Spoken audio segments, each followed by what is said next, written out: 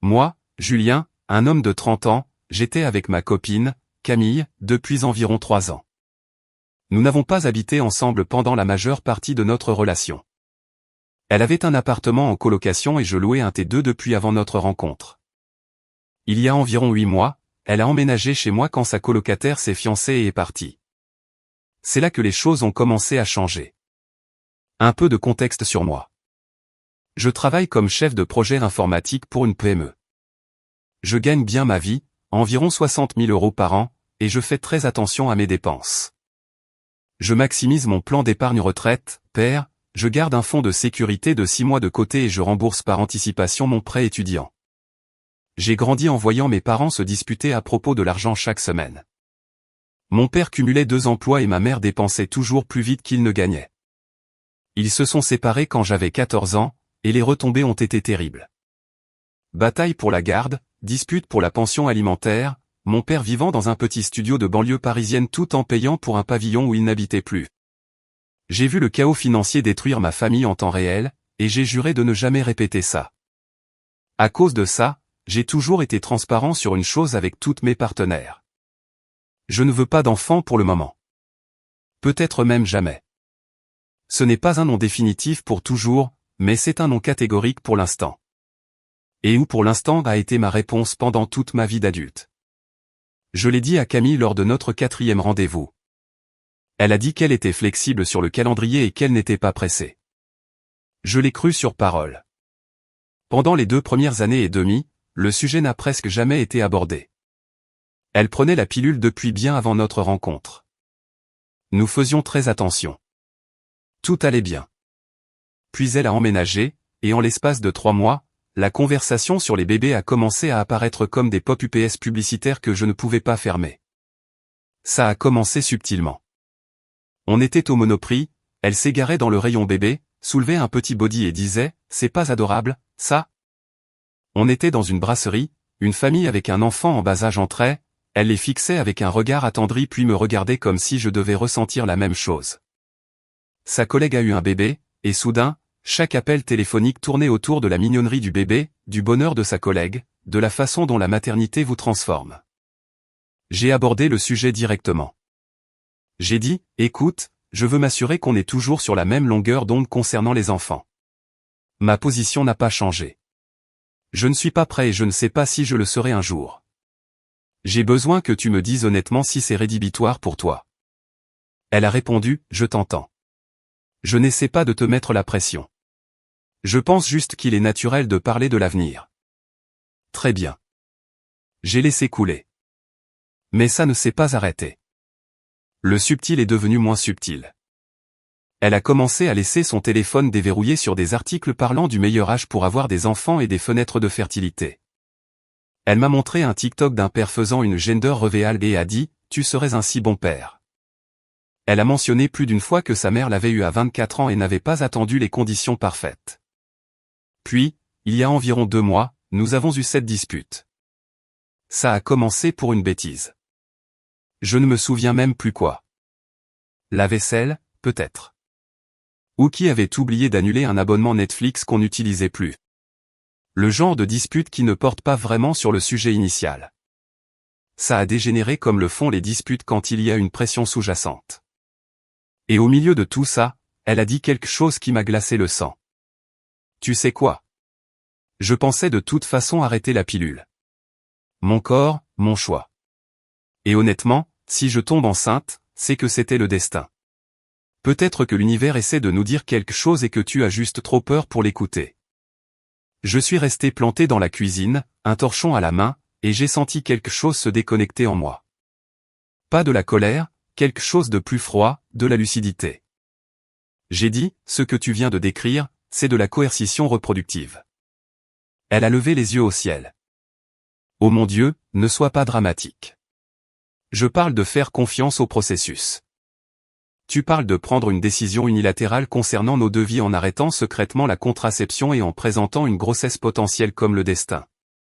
Ce n'est pas faire confiance au processus. C'est piéger quelqu'un. Piéger? Tu es sérieux là?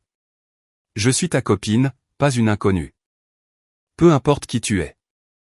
Si tu m'enlèves la possibilité de prendre des décisions éclairées sur ma reproduction, c'est de la coercition.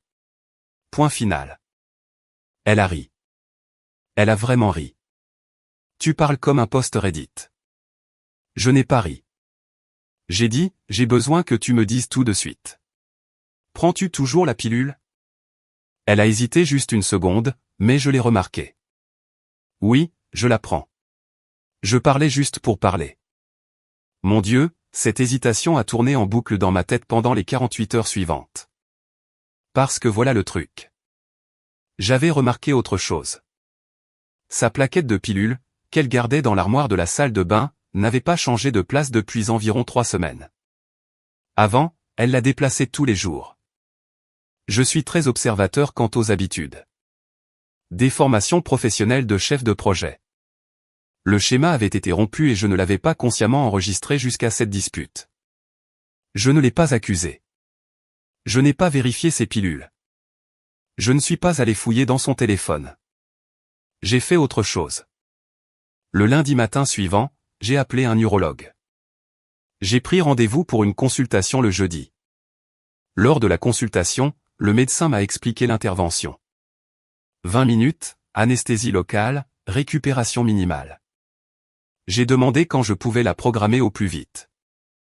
Il avait un créneau le mardi suivant. Je l'ai pris. Le mardi après-midi, je suis allé à la clinique seul. Mon pote de boulot, Antoine, m'a conduit parce qu'on n'est pas censé conduire pour rentrer chez soi après. Il s'est assis dans la salle d'attente en jouant à Candy Crush et n'a posé aucune question parce qu'il fait partie de ces amis qui savent juste être là quand il faut. L'intervention a duré environ 25 minutes. Je suis rentré chez moi avec un sachet de petits pois surgelés et un rendez-vous de suivi dans 8 semaines pour un spermogramme de confirmation. Je n'ai rien dit à ma copine, pas parce que je faisais des cachotteries, mais parce que j'avais déjà pris une décision encore plus importante dont je ne lui avais pas non plus parlé. Je la quittais. J'ai passé la semaine suivante à organiser discrètement mon départ.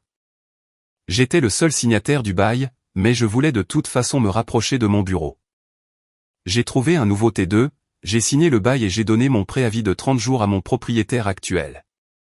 J'ai commencé à déménager mes affaires progressivement, descendant des cartons dans ma voiture pendant la pause déjeuner, les déposant dans le nouvel appartement en rentrant du travail. Elle n'a rien remarqué parce qu'elle finissait tard la plupart du temps, et je m'assurais que l'appartement ait l'air normal. Un samedi matin, 12 jours après la vasectomie, je l'ai fait asseoir à la table de la cuisine. Il faut qu'on parle. Elle a immédiatement eu l'air nerveuse. À propos de quoi? De nous?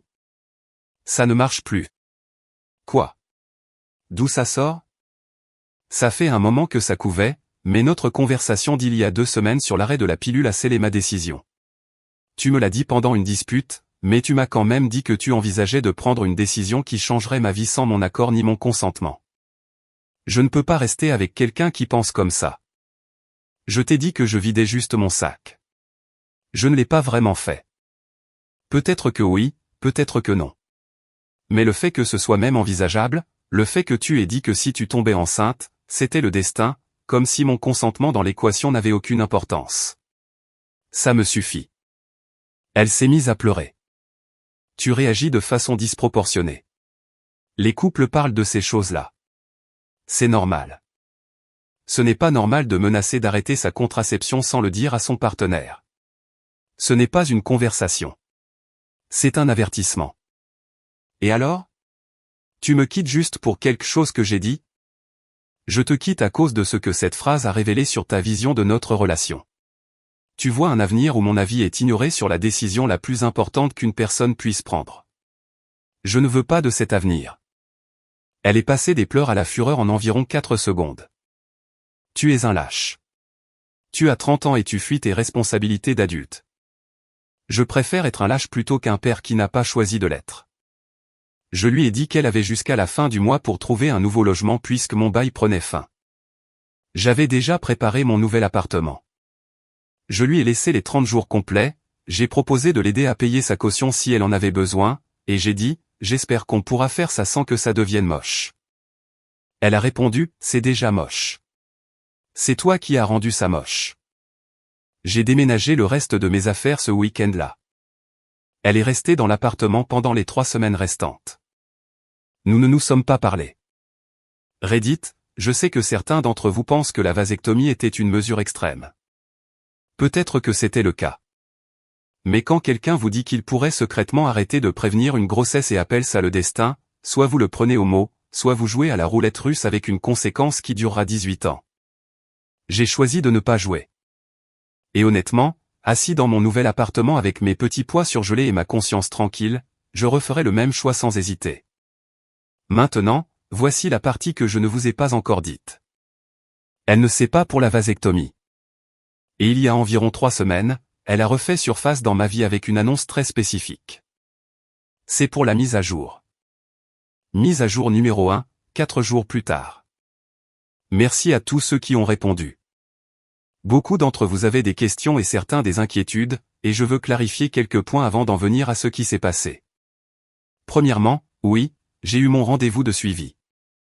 8 semaines après l'intervention, le spermogramme a révélé un taux de 0. L'urologue a confirmé que j'étais stérile. J'ai les résultats du laboratoire dans mon dossier médical et une copie dans ma boîte mail. Cela va avoir son importance. Deuxièmement, beaucoup d'entre vous ont demandé pourquoi je ne lui avais tout simplement pas parlé de la vasectomie. Honnêtement, parce que ça ne la regardait plus. Nous étions séparés. Mes décisions médicales après la rupture m'appartiennent. Je ne lui dois aucune explication sur une intervention que j'ai subie après avoir décidé de la quitter. La vasectomie n'était pas une arme. C'était un bouclier. Il y a une différence. Maintenant, l'annonce, 3 semaines après la rupture. Donc, il y a environ 5 semaines à compter d'aujourd'hui, j'ai reçu un texto de sa part à 21h un dimanche. J'étais sur le canapé, je regardais un match de foot en mangeant des restes de pizza. Mon téléphone a vibré et j'ai failli l'ignorer car j'avais mis son contact en sourdine, mais j'ai vu l'aperçu. Elle, il faut qu'on parle. C'est important. À propos de nous. Je n'ai pas répondu. Elle a envoyé un autre message 20 minutes plus tard. Elle, je suis enceinte. J'ai fixé ce texto pendant environ une seconde avant qu'un calme très spécifique ne m'envahisse. Pas de la panique, pas de la colère, le calme de quelqu'un qui a révisé pour l'examen. J'ai répondu, ce n'est pas possible. Elle, si. J'ai fait 3 tests, tous positifs. C'est arrivé avant que tu partes. Petit calcul mental. J'avais déménagé environ 7 semaines plus tôt. Ma vasectomie avait eu lieu 12 jours avant notre discussion de rupture. Mais, et c'est important, je n'avais pas couché avec elle au cours des 3 dernières semaines de notre relation. Après la dispute sur la pilule, j'avais dormi sur le canapé en prétextant un mal de dos dû à une mauvaise posture au travail. Elle n'avait pas posé de questions parce qu'elle était trop occupée à m'en vouloir. Donc, soit elle revendiquait une grossesse datant de plus de 10 semaines qu'elle venait tout juste de découvrir, soit la chronologie ne tenait pas debout du tout. Je n'ai rien dit de tout ça. J'ai juste écrit, on devrait en parler de vive voix. On s'est retrouvés dans une brasserie le lendemain. Un terrain neutre. Elle est entrée avec une allure différente, pas visiblement enceinte. Ça aurait été trop tôt si c'était vrai, mais elle dégageait cette énergie triomphante, comme si elle détenait la carte gagnante. Elle s'est assise en face de moi et a posé ses mains à plat sur la table comme si elle allait faire une présentation professionnelle. Elle, bon, je suis enceinte et avant que tu dises quoi que ce soit, je sais que ce n'est pas ce que tu voulais, mais c'est en train d'arriver et on doit trouver une solution. Moi, c'est prévu pour quand ? Elle, je ne suis pas encore allé chez le médecin. Je viens juste de l'apprendre. Moi, tu viens juste de l'apprendre après plus de 10 semaines ? Elle, mon cycle est irrégulier. Ça arrive. Moi, d'accord. Qui est le père ? Son visage s'est décomposé. Pardon ? Moi, c'est une question simple. Tu es le père, qui d'autre veux-tu que ce soit ? C'est ce que je te demande. Comment oses-tu ? Je ne t'ai jamais trompé. Pas une seule fois. J'ai pris une gorgée de mon café, je l'ai reposé et j'ai croisé les mains. C'était le moment que j'avais anticipé et planifié dans ma tête pendant des semaines. Pas parce que je suis un génie du mal, mais parce que quand quelqu'un menace de tomber enceinte pour vous garder, vous pensez au plan de secours. C'est juste de l'instinct de survie. Moi, je dois te montrer quelque chose, et j'ai besoin que tu l'assimiles vraiment avant de répondre. J'ai sorti mon téléphone, ouvert ma boîte mail et je lui ai montré le document. C'était le rapport de laboratoire du cabinet de mon urologue. Analyse de sperme post-vasectomie. Date de l'intervention clairement indiquée. Nombre de spermatozoïdes, 0. Confirmé. Stérile. Je l'ai regardé le lire. Je l'ai regardé le relire.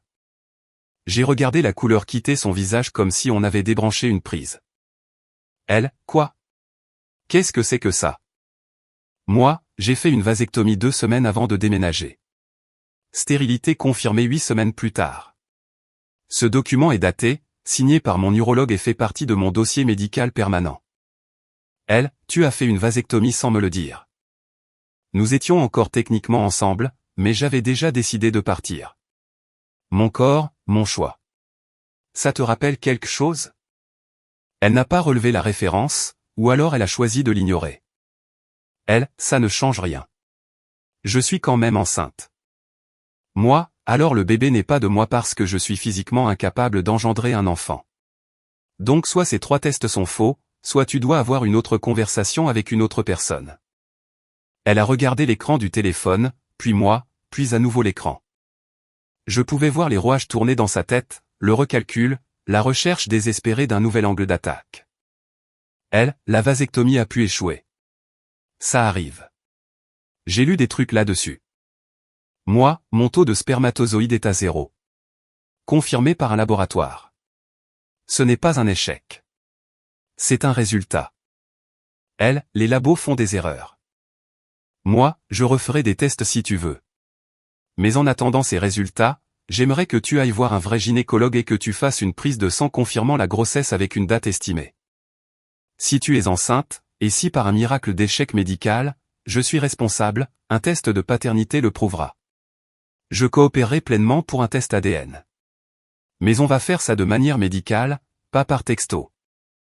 Elle a pris son sac à main et s'est levée. Tu me dégoûtes. Tu t'es mutilée juste pour éviter d'avoir un bébé avec moi et maintenant tu me traites de menteuse. Moi, je ne t'ai traité de rien. Je t'ai montré un document médical et j'ai demandé une vérification. Ce n'est pas une accusation. C'est une vérification diligente. Elle est partie sans toucher à son café. Je suis resté, j'ai fini le mien et j'ai laissé un pourboire à la serveuse parce qu'elle avait clairement tout entendu et avait l'air d'avoir besoin d'une prime de risque. Ce soir-là, les textos ont commencé. Pas de mon ex, de sa mère. Sa mère, je suis consterné par la façon dont tu traites ma fille. Elle vient t'annoncer une nouvelle qui change la vie, et tu lui montres des papiers de vasectomie. Quel genre d'homme fait ça? Moi, le genre d'homme qui veut vérifier les faits avant d'assumer la responsabilité d'un enfant qui n'est peut-être pas le sien. Madame, les calculs ne sont pas bons. Si elle est enceinte, je ne suis pas le père. J'en ai la preuve médicale. Sa mère, les preuves médicales peuvent se tromper. Les médecins font des erreurs tous les jours. Moi, alors elle ne devrait avoir aucun problème à accepter un test de paternité. Sa mère, elle ne devrait rien avoir à prouver. Une femme te dit qu'elle porte ton enfant et tu la crois. Moi, avec tout le respect que je vous dois, une femme m'a dit qu'elle envisageait d'arrêter la pilule à mon insu. J'ai réagi en m'assurant que ça ne puisse pas arriver. Si la confiance était là, nous ne serions pas dans cette situation. Elle n'a pas répondu pendant environ 1 heure. Puis, tu vas le regretter. J'ai sauvegardé ce texto.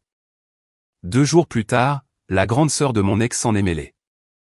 Elle m'a envoyé un pavé par texto pour m'expliquer à quel point j'étais émotionnellement abusif et que refuser d'accepter une grossesse était une forme de contrôle reproductif. L'ironie de cette déclaration, vu comment toute cette histoire a commencé, était si grosse que j'aurais pu l'étaler sur une tartine. Je n'ai pas répondu à la sœur. J'ai répondu à mon ex une dernière fois. Moi, je veux être tout à fait clair. Si tu es enceinte, je coopérerai pour un test de paternité. Si le test montre que l'enfant est de moi malgré mon dossier médical, je remplirai toutes mes obligations légales et financières. Je ne fuis pas mes responsabilités. Je demande des preuves. C'est raisonnable. Si tu refuses de fournir des preuves, ça me dit tout ce que j'ai besoin de savoir. Elle m'a laissé en vue. Reddit, je sais que certains d'entre vous vont dire que j'ai été froid, que montrer un dossier médical à quelqu'un dans une brasserie est dur. Et oui, peut-être que la manière de le dire n'était pas parfaite, mais quand quelqu'un utilise la grossesse comme une arme, quand quelqu'un utilise la possibilité d'un enfant comme moyen de pression, on ne joue pas la carte de la gentillesse. On joue la carte de la précision. La suite arrive, car elle ne s'est pas arrêtée là. Et ce qui s'est passé ensuite a confirmé tout ce que je soupçonnais. Mise à jour numéro 2, 9 jours plus tard. C'est la dernière mise à jour. Elle est longue, mais je clôt ce chapitre et je veux le faire correctement. Après mon dernier texto concernant le test de paternité, je suis resté 9 jours sans avoir de nouvelles de mon ex, 9 jours entiers. Pas de texto, pas d'appel, pas de message des membres de sa famille. Je me suis dit que soit elle consultait un avocat, soit elle allait voir un vrai médecin, soit elle préparait une nouvelle stratégie. Il s'est avéré que c'était la troisième option. Le 10e jour, j'ai reçu un appel de mon pote du boulot, le même qui m'avait conduit pour ma vasectomie. Il avait l'air bizarre au téléphone. Mon pote, salut mec. Il s'est passé un truc et je ne veux pas que tu l'apprennes par quelqu'un d'autre. Moi, quoi? Mon pote, ton ex a appelé l'accueil de notre entreprise. Elle a demandé à être transférée aux ressources humaines. Elle leur a dit que tu l'avais mise enceinte et abandonnée et qu'elle s'inquiétait de ton état psychologique et de ton comportement instable. Elle a dit qu'elle voulait que ce soit consigné au cas où il se passerait quelque chose. Je suis resté complètement figé. Moi, elle a appelé mon travail? Mon pote, ouais. La responsable RH lui a parlé pendant environ 5 minutes, puis elle est venue me voir parce qu'elle sait qu'on est proche et m'a demandé si je savais ce qui se passait. Je lui ai dit que vous aviez rompu et que c'était compliqué, mais que tu allais bien. Elle n'avait pas l'air trop inquiète. Elle m'a dit qu'elle recevait ce genre d'appel plus souvent qu'on ne le pense et que sans menace spécifique ou incident sur le lieu de travail, il n'y avait pas grand-chose à faire, mais elle a pris note. Moi, donc, il y a maintenant un dossier quelque part dans mon entreprise parce que mon ex a appelé et a menti sur moi. Mon pote, en gros, oui. Je suis désolé, mec. J'ai raccroché et je me suis assis à mon bureau, vibrant d'une colère que je n'avais pas encore ressentie dans tout ce processus. Parce que jusqu'à présent, tout avait été personnel, entre elle et moi, confiné à notre vie privée. Mais appeler mon employeur, essayer de semer le doute sur mon comportement et ma santé mentale sur mon lieu de travail, ce n'est pas un grief amoureux. C'est une tentative de détruire mon gagne-pain. C'est du sabotage. J'ai pris 30 minutes, j'ai marché sur le parking, j'ai respiré, puis je suis retourné à l'intérieur et j'ai moi-même envoyé un email au RH. J'ai tout déballé. De manière factuelle, sans émotion, point par point. La rupture, sa déclaration sur l'arrêt de la pilule, ma vasectomie avec la date, son affirmation de grossesse, ma demande de test de paternité, son refus, et son appel au bureau. J'ai joint une copie de la confirmation de ma vasectomie et les résultats du laboratoire. J'ai dit que je voulais qu'il soit consigné que toute affirmation qu'elle faisait à l'entreprise était contestée et que j'avais des documents médicaux pour appuyer ma position. J'ai mis mon adresse email personnelle en copie. Les RH ont répondu dans les 2 heures. Professionnel, neutre. Ils ont dit qu'ils appréciaient le contexte, qu'aucune mesure n'était prise contre moi et qu'ils joignaient ma déclaration à l'appel initial. Ils m'ont également suggéré de documenter tout contact ultérieur au cas où cela dégénérerait en harcèlement répété. J'ai imprimé cet email, je l'ai ajouté au dossier, car j'avais commencé un dossier. Une chemise cartonnée physique. Je sais que ça fait très vieille école, mais mon père m'a appris une chose utile, le papier ne plante pas et on ne peut pas supprimer accidentellement un dossier rangé dans un tiroir. J'y ai mis les documents de la vasectomie, les résultats du laboratoire, les emails des RH, des captures d'écran des textos d'elle, de sa mère et de sa sœur, et une chronologie des événements que j'avais tapés avec les dates. Je ne préparais pas ça pour attaquer qui que ce soit en justice. Je le préparais parce que quand quelqu'un va de plus en plus loin, il faut être prêt, peu importe jusqu'où il ira. Et là où elle est allée ensuite m'a donné raison. 4 jours après l'appel au RH, j'ai reçu un message vocal d'un numéro que je ne connaissais pas. C'était une association d'aide aux femmes. Une femme très polie a dit que mon ex les avait contactés pour chercher du soutien suite à un abandon de partenaire et m'a demandé si je serais prêt à participer à une médiation. Je l'ai rappelé, je lui ai brièvement expliqué la situation, que j'avais une vasectomie confirmée, qu'elle prétendait avoir une grossesse qui ne pouvait pas être de moi, que j'avais demandé un test de paternité qu'elle avait refusé. Et qu'elle avait contacté mon employeur en faisant de fausses déclarations. La femme au téléphone est restée silencieuse un instant, puis a dit très prudemment « Merci d'avoir partagé ce contexte. Nous allons faire un suivi en interne. » Je n'ai plus jamais entendu parler d'eux. Je soupçonne qu'une fois qu'ils ont examiné les faits réels, l'histoire qu'elle leur avait racontée ne tenait pas la route. Les associations de défense traitent avec de vraies victimes tous les jours. Elles peuvent repérer quand quelqu'un abuse du système. En tout cas, les bonnes associations le peuvent. Maintenant, la partie que vous attendiez tous. Environ 5 jours après l'appel de l'association, j'ai reçu un dernier texto de mon ex. Il était long, le genre de message de milieu de la nuit. Envoyé à 2h34 du matin. Ça commençait par « Je n'étais pas vraiment enceinte ». Je vais vous laisser une seconde pour assimiler ça, parce que j'en ai eu besoin d'une aussi, même si je le savais déjà. Elle m'a expliqué qu'elle avait simulé les tests de grossesse. Apparemment, on peut acheter des tests positifs en ligne pour environ 15 €, une information dont je n'avais pas besoin, mais que je possède désormais. Elle a dit qu'elle l'avait fait parce qu'elle avait paniqué quand j'étais parti et qu'elle pensait que si je croyais qu'il y avait un bébé, je reviendrais. Elle a affirmé qu'elle croyait sincèrement que nous étions faits pour être ensemble et qu'elle avait juste besoin de plus de temps pour m'en convaincre. Elle ne s'est pas excusée. Je veux être très clair là-dessus. Il n'y a eu aucun « je suis désolé ». L'intégralité du message était formulée comme une explication, pas comme des excuses. J'ai fait ça à cause de l'amour que je te porte. Tu m'as poussé à bout en me quittant. Si tu n'avais pas fait cette vasectomie dans mon dos, rien de tout cela ne serait arrivé. La vasectomie que j'ai faite parce qu'elle avait menacé d'arrêter la pilule. Celle qui était une réponse directe au fait qu'elle m'avait annoncé qu'elle supprimerait mon libre arbitre en matière de reproduction. Dans son esprit, ma protection avait causé le problème. Pas sa menace, pas ses mensonges, pas la fausse grossesse. Mon refus d'être vulnérable face à son plan. J'ai fait des captures d'écran de tout le message, je les ai ajoutés au dossier, puis j'ai utilisé la carte que je gardais en réserve. J'avais déjà parlé à un avocat. Pas parce que je voulais la poursuivre en justice, mais parce qu'après l'appel au RH et le contact avec l'association, un ami de la fac devenu avocat m'avait dit que j'avais un motif légitime de plainte pour harcèlement si je voulais donner suite, et qu'au minimum. Je devais envoyer une mise en demeure. J'avais attendu car je n'étais pas sûr de vouloir envenimer les choses. Mais les aveux de 2h du matin ont changé la donne. J'avais désormais, avec ses propres mots, l'aveu qu'elle avait simulé une grossesse pour me manipuler afin que je revienne dans la relation. Ce n'est pas une zone grise. C'est de la manipulation documentée avec des preuves à l'appui. Mon avocat a rédigé la mise en demeure. Tout y était détaillé. La fausse déclaration de grossesse, la prise de contact avec mon employeur, avec l'association, et les messages de sa famille. Le document stipulait que tout contact ultérieur avec moi, mon employeur ou toute organisation en mon nom serait considéré comme du harcèlement et ferait l'objet de poursuites judiciaires. Il soulignait également que son aveu d'avoir simulé une grossesse constituait une fraude et que je me réservais le droit de partager cet aveu avec toute entité qu'elle avait précédemment contactée avec de fausses allégations. Cette dernière partie était la clé. Car elle ne m'avait pas seulement menti à moi. Elle avait menti à mon service RH. Elle avait menti à une association du planning familial qui existe pour aider les vraies victimes. Elle avait essayé de créer une trace écrite me dépeignant comme un homme instable et absent ayant abandonné une femme enceinte. Si un jour j'avais besoin d'une habilitation de sécurité, d'un accord de garde dans une future relation, ou même d'un dossier professionnel vierge, ces mensonges auraient pu refaire surface.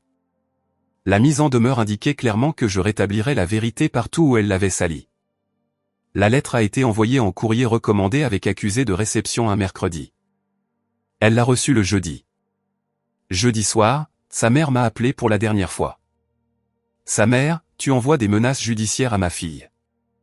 Moi, j'envoie une mise en demeure après qu'elle a simulé une grossesse, appelé mon lieu de travail avec de fausses allégations et contacté une association avec une histoire inventée de toutes pièces. Ce n'est pas une menace, madame. C'est une limite. Sa mère, elle a fait une erreur. Elle avait le cœur brisé. Moi, elle a acheté de faux tests de grossesse sur Internet, m'a dit que j'allais être père, et quand ça n'a pas marché, elle a appelé mon service RH pour insinuer que j'étais mentalement instable. Ce n'est pas une erreur. C'est une véritable campagne de destruction. Sa mère, tu l'as poussé à bout en faisant cette intervention. Moi, j'ai fait une vasectomie parce que votre fille m'a dit qu'elle allait arrêter la pilule sans mon consentement.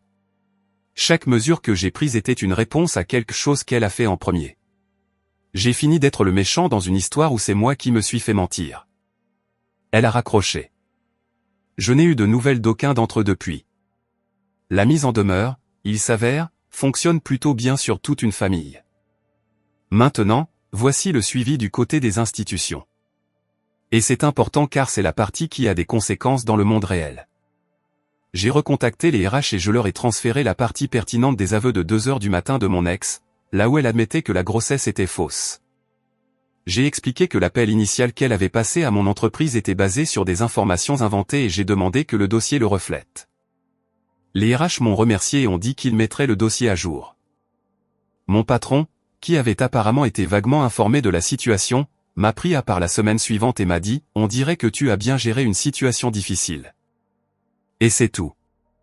Aucune tâche sur mon dossier, aucune ambiance bizarre persistante. Nickel. J'ai aussi rappelé l'association.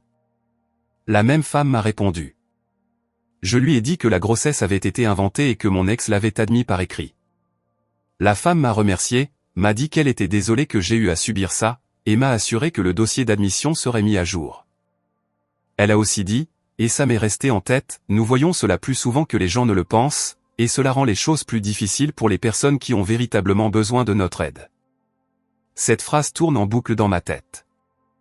Où en suis-je maintenant? Je suis dans mon nouvel appartement. Il est plus petit que l'ancien, mais il est à moi et à personne d'autre. Et le dossier dans le tiroir de mon bureau? J'espère ne jamais en avoir besoin. La cicatrice de la vasectomie est à peine visible et je me sens très bien. Je ne sors avec personne pour le moment et je ne suis pas pressé. Ce qu'on ne vous dit pas sur ce genre de situation, c'est qu'avoir raison ne fait pas du bien. Ça semble juste nécessaire. J'aurais aimé avoir tort. J'aurais aimé qu'elle ne dise jamais ce qu'elle a dit sur la pilule. J'aurais aimé que le déjeuner avec le test de grossesse commandé en ligne ne soit que le fruit de mon imagination. Mais ça ne l'était pas. Et au moment où quelqu'un vous dit qu'il est prêt à ignorer votre consentement pour créer une vie, vous avez 2 choix. Le croire et agir, ou espérer qu'il ne le pensait pas et tenter votre chance. Je ne joue pas au jeu de hasard. Mon père m'a appelé le week-end dernier. On ne se parle pas souvent. Notre relation est compliquée. Beaucoup de rancœur liée au divorce, mais il avait visiblement entendu parler de la rupture par le bouche-à-oreille familial. Il m'a dit, j'ai entendu dire qu'une fille t'avait fait un sale coup. J'ai répondu, ouais, c'est le cas. Il est resté silencieux 1 minute. Puis il a dit, j'aimerais avoir été aussi intelligent que toi quand j'avais 30 ans. Ça m'aurait épargné bien des années. Venant de lui, c'est ce qui se rapproche le plus d'un « je suis fier de toi ». Alors voilà l'histoire, Reddit. J'ai 30 ans, je suis stérile par choix, célibataire par nécessité, et je suis assis dans un appartement calme où personne ne planifie secrètement mon avenir sans moi. Les petits pois surgelés ont disparu depuis longtemps, le dossier est dans le tiroir, et la bague que je commençais à chercher avant que tout ne dérape est restée dans l'historique de recherche de mon navigateur, que j'ai effacé hier soir. Certaines choses sont censées arriver et d'autres sont censées être empêchées.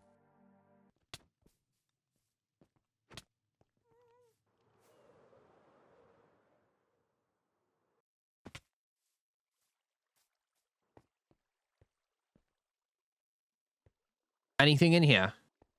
Nothing. Nothing. Any luck? I keep saving a clip of something, and it keeps saying that. Is it allowed to hide it in the sky build limit? Yeah, it is.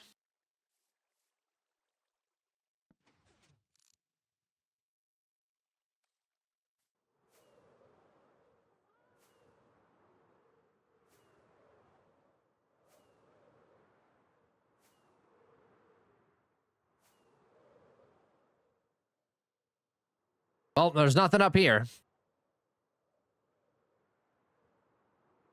Are people looking for the egg? We are, Steph.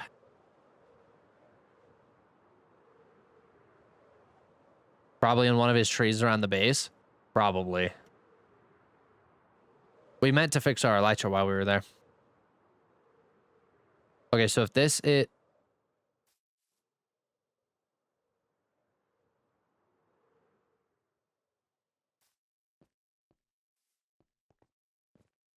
that'd be so funny if he had it in here.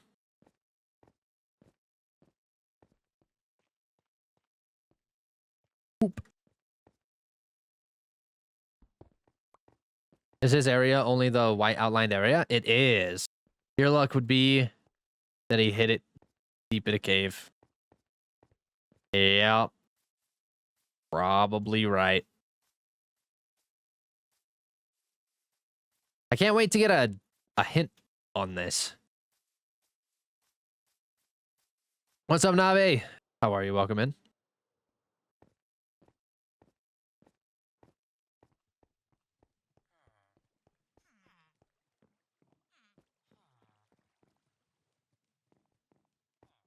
Villager breeder, nothing here.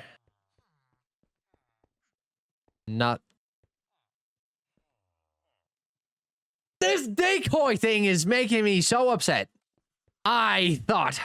How long till the first hint? 8 hours. Oh, hello. Frickin' decoys, man.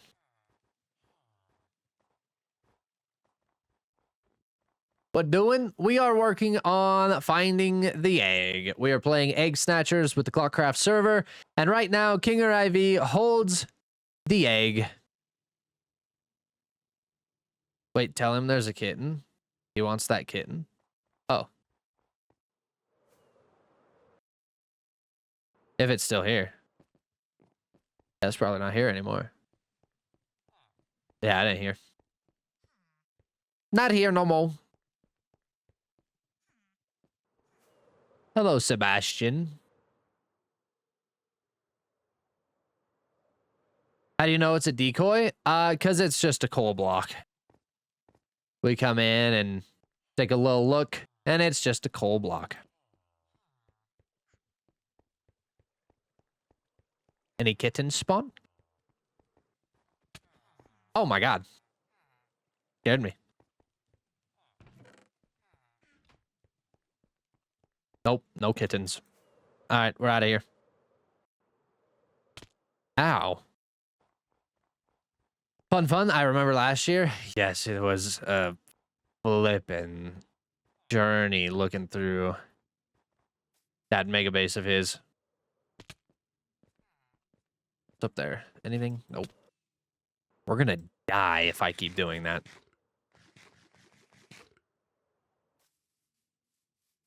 His kitten grew up, so he wants another one? Oh, got it. I'll make sure I keep an eye out on that one then. And no particles? Yeah. No particles. There's nothing that comes from this egg. Or from the decoys. Imagine it's in a picture frame. I don't think he could put it in a picture frame, but I don't know if that's actually against the rules or not. Could it be in an item frame / chest, or does it have to be placed? It has to be on the ground. So could it be underneath the bed?